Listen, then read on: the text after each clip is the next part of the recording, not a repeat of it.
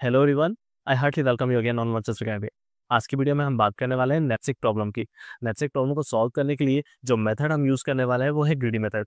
Last video में हमने greedy method के बारे में समझा था कि ग्रीडी मेथड क्या होती है। अगर आपने वो वीडियो नहीं देखी तो आई रिक्वेस्ट यू प्लीज उसे एक बार जरूर चेक कर लें सो दैट कि आपको समझ में आ जाए कि ग्रीडी मेथड किस तरह से वर्क करती है। सेम स्टेटमेंट यहाँ पर भी है। एक प्रॉब्लम के लिए हमने यूज किया हुआ है नेटसिक। नेटसिक का मतलब है एक बैग या एक कंटेनर जिसमें आप नंबर ऑफ प्रोडक्ट्स को या नंबर ऑफ ऑब्जेक्ट्स को रखते हैं इस तरह से कि आप मैक्सिमम प्रॉफिट को गेन कर पाए। प्रॉब्लम स्टेटमेंट क्या कहता है? प्रॉब्लम स्टेटमेंट के अकॉर्डिंग आपको नंबर ऑफ प्रोडक्ट्स दिए हुए हैं 5। उसकी जो कैपेसिटी है नेटसेक की वो आपको गिवन है 20। यूनिट कुछ भी हो सकती है। सपोज हम मान लेते हैं कि जो यूनिट है वो क्या है 20 ऑफ केजी है। यूनिट के अकॉर्डिंग जो वेट है 10, 20, 30, 40 एंड 5 ये केजी में है। ABCDE जो है वो मेरे क्या है ऑब्जेक्ट्स है या प्रोडक्ट्स है। हर एक ऑब्जेक्ट का या प्रोडक्ट का क्या दिया है मुझे वैल्यू या प्रॉफिट भी गिवन है 60, 100, 120, 80 एंड 30। प्रॉब्लम स्टेटमेंट के अकॉर्डिंग सबसे पहले हम समझे कि हम यहाँ पे ग्रेडी अप्रोच क्यों यूज कर रहे हैं। ग्रेडी अप्रोच के अकॉर्डिंग हम क्या कह रहे थे कि एक प्री डिफाइंड प्रोसीजर होता है। क्या होता है? प्री डिफाइंड एक प्रोसीजर होता है जिसे हम फॉलो करते हैं ग्रेडी मेथड में। और ये जो प्रोसीजर होता है हम इसे स्टेजेस में सॉल्व करते हैं या स्टेजेस में जो प्रोसीजर है हम उसे फॉलो करते हुए चलते हैं। सेकेंड पॉइंट हमने ये भी समझा था ग्रीडी मेथड के अंदर कि हमारे पास जो प्रॉब्लम होता है वो एक कंस्ट्रेंट के बेस पे फिजिबल सॉल्यूशन हमें प्रोवाइड करता है। तो जो कंस्ट्रेंट है या कंडीशन है वो यहाँ पर गिवन है इन टर्म्स ऑफ कैपेसिटी जो कि हमें गिवन है 20 kg। तो यहाँ पर मैं कंस्ट्रेंट क्या बोल रहा हूँ कि हमें capacity as a constraint provide की गई है। थर्ड पॉइंट ये है कि हमें जो ऑब्जेक्टिव है वो भी अचीव करना है। तो हमने ये भी समझा था कि ग्रीडी मेथड एक पर्टिकुलर ऑब्जेक्टिव पे वर्क करती है और ऑप्टिमाइजेशन हमने समझा था कि एक हमारा क्या है ऑब्जेक्टिव है। नैपसेक प्रॉब्लम के अंदर जो ऑप्टिमाइजेशन हमारी अप्रोच होने वाली है वो मैक्सिमम वैल्यू या मैक्सिमाइजेशन वैल्यू के लिए हम यूज करने वाले हैं। तो हमें प्रॉब्लम स्टेटमेंट के समय ये जानना ज़रूरी है कि हम ग्रीडी मेथड क्यों यूज़ कर रहे हैं। तो हमने कहा हमें कंस्ट्रेंट भी गिवन है, साथ ही साथ हमें ऑब्जेक्टिव भी क्लियर है कि हम मैक्सिमम प्रॉफिट को गेन करना चाहते हैं। अब प्रॉब्लम स्टेटमेंट को ध्यान से देखें तो हम यहाँ पे क्लियर समझ पा रहे हैं कि 10, 20, 30, 40 एंड 5 ये वेट हैं हर एक ऑब्जेक्ट के। यानी अगर मैं ग्रीडी हूँ सॉल्यूशन के लिए तो पहली ग्रीडीनेस क्या हो सकती है कि मुझे मैक्सिमम प्रॉफिट वाले प्रोडक्ट सबसे पहले लेना चाहिए या फिर मैक्सिमम वैल्यू वाले प्रोडक्ट पहले लेना चाहिए। तो मेरे को सबसे पहले ये समझ में आया कि मैं ऐसे प्रोडक्ट ले सकता हूँ जो मैक्सिमम वैल्यू गेन करते हो। या फिर सेकेंड अप्रोच क्या हो सकती है? सेकेंड अप्रोच ये हो सकती है कि मैं मिनिमम वेट वाले प्रोडक्ट को ले लूँ सो दैट कि मैं नंबर ऑफ प्रोडक्ट्स या नंबर ऑफ ऑब्जेक्ट्स को ज़्यादा गेन कर पाऊँ। तो यहाँ पे मैंने कहा कि मैं मिनिमम वेट वाले प्रोडक्ट को लेना चाह रहा हूँ सो दैट कि मुझे क्या मिल जाए मैक्सिमम नंबर ऑफ ऑब्जेक्ट्स मिल जाए। मैक्सिमम ऑब्जेक्ट्स लेने का मेन पर्पज ये है कि जितने ज़्यादा ऑब्जेक्ट्स होंगे उससे ज़्यादा वैल्यू मिलने के चांसेस होंगे। तो ये दो अप्रोच हो सकती हैं ग्रीडी के अंदर। और फाइनली जो तीसरी अप्रोच है जिसको हम नेटसेट प्रॉब्लम को सॉल्व करने के लिए यूज़ करते हैं वो है हमारी value per weight. Value per unit weight. Value per unit weight का मतलब कि हम सबसे पहले क्या करेंगे पर यूनिट वेट पे किसी प्रोडक्ट का क्या वैल्यू या प्रॉफिट हमें मिल रहा है उसे हम कैलकुलेट करेंगे और फिर हम पर यूनिट वेट के सबसे जो वैल्यू हमारे पास आई है उसे हम डिसेंडिंग ऑर्डर में करते हैं। फिर हम उन प्रोडक्ट को लेंगे जो सबसे ज़्यादा वैल्यू हमें प्रोवाइड कर रहे हैं। किस तरह से वर्क करती है तो चलिए समझते हैं। एग्जाम्पल के अकॉर्डिंग कंटेंट हमारे पास जो इन्फॉर्मेशन है वो सारी की सारी सामने है। अब मुझे करना क्या है थर्ड अप्रोच का यूज़ करते हुए जो मैक्सिमम रिजल्ट है या ऑप्टिमाइजेशन प्रॉब्लम है वो मुझे सॉल्व करनी है। तो यहाँ पे मैंने कहा कि मुझे क्या करना है वैल्यू पर वेट प्रॉब्लम का सॉल्यूशन तैयार करना है। तो वैल्यू पर वेट के लिए यहाँ पे हमने क्या किया 60/10। वैल्यू क्या है 60, वेट कितना है 10, तो 60 divided by 10 which is 6। Similarly 100 divided by 20 5, 120 divided by 30 4, 80 by 40 2, 30 by 5 which is 6। अब हमें इनको डिसेंडिंग ऑर्डर में रखना है। तो डिसेंडिंग ऑर्डर के लिए मैंने यहाँ पे ऑर्डर लिख दिया है। ऑर्डर में 6, ये जो 6 है वो किस ऑब्जेक्ट का है? ए ऑब्जेक्ट का।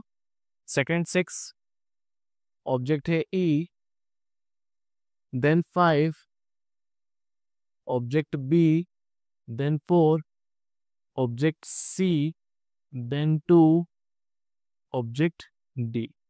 तो हमें क्लियर हो गया कि हमें डिसेंडिंग ऑर्डर करने से ये आइडिया लग जाएगा कि ए वो प्रोडक्ट है जिससे सबसे ज़्यादा वैल्यू मुझे मिल रही है पर यूनिट वेट पे, यानी सबसे कम वेट पे जो सबसे ज़्यादा वैल्यू मुझे मिल रही है वो ए प्रोडक्ट के कारण मिल रही है। तो मैं ऐसे प्रोडक्ट को मिस नहीं करूंगा जो मुझे सबसे ज़्यादा वैल्यू प्रोवाइड कर रहे हैं कम वेट पे। तो अब मुझे करना क्या है? सपोज ये मेरा एक नेपसेक है और इस नेपसेक के अंदर जो कैपेसिटी गिवन है वो क्या है? 20 kg। 20 kg।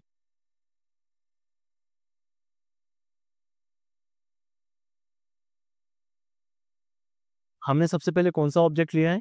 ए ऑब्जेक्ट।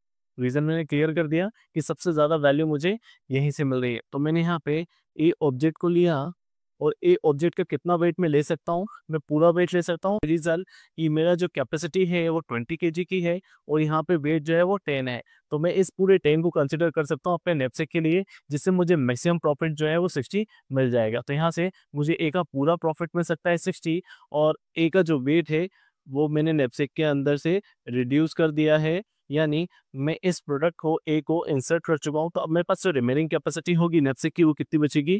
10। सेकेंड, अब मुझे चेक करना है ई के लिए। मैं इसको सिलेक्ट कर चुका हूँ ऑलरेडी। अब मैं किसकी बात कर रहा हूँ? ई ऑब्जेक्ट की, क्योंकि इससे भी मुझे मैक्सिमम प्रॉफिट मिल रहा है या सेकंड हाईएस्ट प्रॉफिट मिल रहा है। तो मैंने यहाँ पे देखा कि इसका जो वेट है वो कितना है? 5। और 5 के अकॉर्डिंग मैं देखूँ तो नेपसेक में अभी भी मेरे पास जो कैपेसिटी है वो है 10 kg की। तो मैं इस 5 का पूरा यूटिलाइजेशन कर सकता हूँ, यानी मैं पूरा 30 का 30 प्रॉफिट भी गेन कर सकता हूँ। तो यहाँ पे मैंने किस प्रोडक्ट को लिया हुआ है? ई प्रोडक्ट को लिया हुआ है, और जिससे मुझे प्रॉफिट मिल रहा है 30, और इसका जो वेट है वो मैंने यहाँ से रिड्यूस किया हुआ है।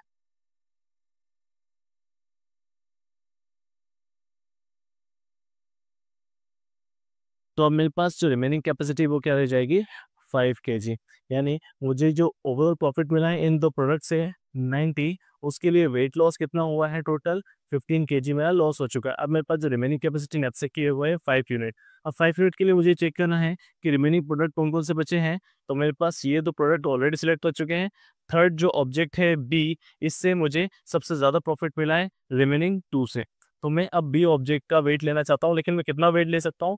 5 kg ही वेट ले सकता हूँ। तो बी प्रोडक्ट के लिए हम नोटिस करें तो इसका जो वेट है वो है 20, बट मैं पूरा 20 नहीं ले सकता नेटसेक में। रीज़न, मेरे पास जो कैपेसिटी रिमेनिंग है वो 5 kg ही है। तो मुझे करना है यहाँ पे फ्रैक्शन का यूज़। तो हम जो नेटसेक प्रॉब्लम ग्रीडी के अंदर सॉल्व करते हैं वो फ्रैक्शनल नेटसेक कहलाती है, ये भी हमें याद रखना है। फ्रैक्शनल नेटसेक कहलाती है, ये भी हमें याद रखना है। तो यहाँ पे अब मुझे करना क्या है? इसका फ्रैक्शन यूज़ करना है। फ्रैक्शन के लिए दो मेथड आप यूज़ कर सकते हैं। या तो आप क्या कर सकते हैं, ये जो 20 है उसको क्या करना है? आपको 5 बनाना है। तो मैं किस तरह से कर सकता हूँ? मैं यहाँ पे मेंशन कर देता हूँ कि ये जो प्रॉफिट है और वेट, तो प्रॉफिट कितना है? 100, या वैल्यू कितनी है? 100, और यहाँ पे जो वेट दिया है वो कितना है? 20। तो वैल्यू है 100 और वेट है 20। इस 20 को मुझे 5 बनाना है, तो सेम रेशियो मुझे किसके साथ यूज़ करना है? वैल्यू के साथ भी। रेशियो के लिए अगर मुझे इसे 5 बनाना है तो मैं क्या करूँगा? मैं इसे यहाँ पे डिवाइड कर सकता हूँ 20 से, या फिर साथ ही साथ मैं क्या कर सकता हूँ? इसको और कम फ्रैक्शन में यूज़ कर सकता हूँ। मैं इसे इस तरह से मेजर करता हूँ सो दैट कि आपको क्लियरली समझ में आ जाए। मैंने इसे 5 से मल्टीप्लाई किया है और 20 से डिवाइड किया है, सो दैट कि इसकी जो ओवरऑल वैल्यू मिलेगी वो क्या हो जाएगी? 5। 20 से 20 कैंसिल होकर इससे 5 मिल जाएगा। और सेम यही रेशियो आपको कहाँ अप्लाई करना है? वैल्यू पे भी अप्लाई करना है। तो यहाँ पे जो आपको प्रॉफिट मिल रहा है वो कितना है? 25। तो मुझे यहाँ क्लियर हो गया कि वेट 5 पे मैं इस पर्टिकुलर बी प्रोडक्ट से कितनी वैल्यू गेन कर पा रहा हूँ? 25। तो आप इसे इस तरह से भी समझ सकते हैं। या सेकेंड अप्रोच क्या है वो यहाँ पे देखिए, आप पर यूनिट वेट पे ऑलरेडी वैल्यू गेन कर चुके हैं। पर यूनिट वेट पे आप ऑलरेडी वैल्यू गेन कर चुके हैं। आपको एक यूनिट वेट पर कितना प्रॉफिट मिल रहा है या वैल्यू मिल रही है? 5। और आपको कितना रिमेनिंग यूनिट है वो है 5 kg। तो आप क्या कर सकते हैं, यहाँ पे डायरेक्टली 5 से मल्टीप्लाई कर सकते हैं। तो पर यूनिट वेट पे 5 है, तो 5 इंटू 5 यानी टोटल 5 वेट पे कितना हो जाएगा ये 25। मैं क्या कह रहा हूँ, मैं यहाँ कह रहा हूँ पर यूनिट वेट पे आपको 5 प्रॉफिट मिल रहा है, 1 यूनिट पे आपको 5 प्रॉफिट मिल रहा है, तो 5 यूनिट पे कितना मिलेगा 25। तो यही चीज़ है कि आप बी के फ्रैक्शन को यूज़ करते हुए बी का सिर्फ और सिर्फ 5 वेट लीजिए, 5 वेट लेना है और इससे मेरा नैपसेक कंप्लीटली फिल हो जाएगा। और यहाँ पे मुझे जो प्रॉफिट मिलेगा वो कितना मिलेगा, यहाँ पे जो प्रॉफिट मुझे मिल रहा है वो है 25। ठीक है, 25 प्रॉफिट मिल रहा है। दोनों ही अप्रोच मैंने बता दी, आप डायरेक्टली यहाँ पे ही मल्टीप्लाई कर सकते हैं कितने वेट रिमेनिंग है, या फिर दूसरा तरीका क्या है, आप फ्रैक्शन इस तरह से यूज़ करके भी गेन कर सकते हैं कि कितना उसका प्रॉफिट होगा या वैल्यू होगी। तो इस तरह से ये जो ओवरऑल प्रॉफिट आपको मिल रहा है यही आपका मैक्सिमम प्रॉफिट होगा। काउंट कर लीजिए